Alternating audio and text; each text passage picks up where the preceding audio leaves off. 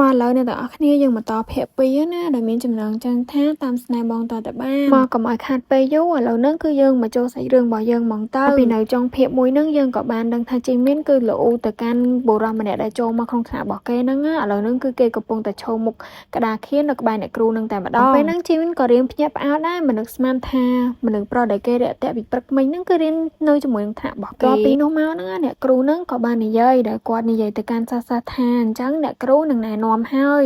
ដែលគេម្នាក់នេះគឺមានឈ្មោះថាចុងកកគឺមកពីខេត្តបន្ទាយមានជ័យនេះឯងចាប់ពីពេលនេះទៅ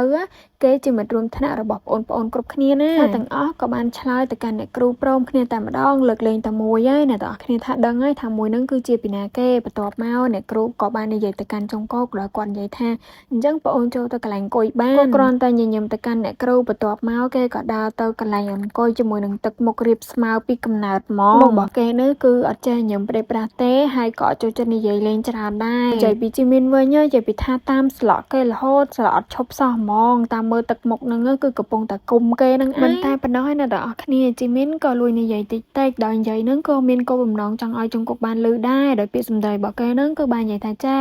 អ្នកមកពីស្រែប៉ុន្តែចរិតវិញគឺដូចមហាសេដ្ឋីហ្មងកំឡុងពេលហ្នឹងចង្គប់របស់យើងហ្នឹងក៏បានលឺដែរប៉ុន្តែគេអត់បានតបតយទេគឺរក្សាភាពស្ងៀមស្ងាត់អីចឹងណាបន្ទាប់មកគ្រូហ្នឹងក៏ចាប់ផ្ដើមមកកត់មេរៀនរំលឹកដល់សិស្សទាំងនោះហើយជីមីនវិញចាគឺមានចការនៅក្នុងសុកក្នុងខ្លួនទេគឺអង្គុយបត់กระดาษសភៅគប់ទៅលើចុងកុកចេញមកគឺមានចការអង្គុយរោរឿងគេតែម្ដងហ្នឹងទោះបីជាជីមីនគប់យ៉ាងណាក៏ដោយក៏ចុងកុកហ្នឹងគឺអត់ខ្វល់ទេគឺគេគិតតែពីអង្គុយមើលមេរៀននៅលើក្តារខៀនដែលអ្នកគ្រូគាត់បានកត់មកឲ្យអញ្ចឹងណានៅពេលនោះផងដែរការមិនអើពើរបស់ចុងកុកនេះឯងគឺធ្វើឲ្យកំឡោះតូចរបស់យើងគឺកាន់តែខឹងជាមួយនឹងគេគប់ហើយគប់ទៀតគប់ហើយគប់ទៀតគេអត់ខ្វល់អញ្ចឹងអាគប់ដុំចុងក្រោយហ្នឹងគឺលមូរៀងធំតិចហើយអ្នកទាំងអស់គ្នាគប់ទៅលើខ្នងចុងកុកមកទំហឹងមកហ្នឹងគឺចុងកុកចាប់ផ្ដើមមានប្រតិកម្មហើយអ្នកទាំងអស់គ្នាគេក៏បានងាកទៅមើលជីមីនជាមួយនឹងទឹកមុខរៀបស្មាវថេងរបស់គេណាប៉ុន្តែ